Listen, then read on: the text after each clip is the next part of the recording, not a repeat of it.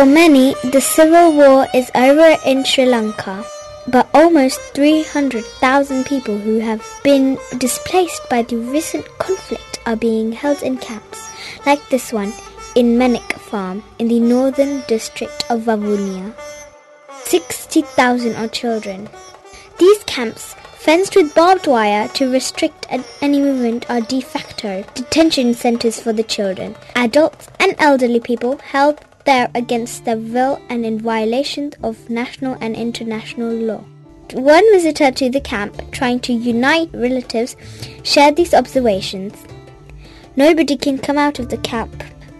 It is surrounded by barbed wire fencing and is run by the Sri Lankan army, with support from civilian administrators. The camp has severe water problems. Toilets are rudimentary and there are long queues in front of them since morning. There is very little vegetation or trees and everyone has to sweat it out inside the makeshift tents, which are now becoming ragged. As for visitors and relatives, they can come and see them for about 5 minutes in the camp. The world does not hear more of these stories as journalists, aid workers and politicians are not allowed to talk directly to those held in camps. People living in the camps deserve their voices to be heard.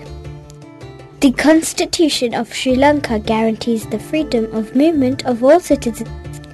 They have the right to choose their place of residence. The reality is that people want to go home or to relatives, but they are not allowed to move freely.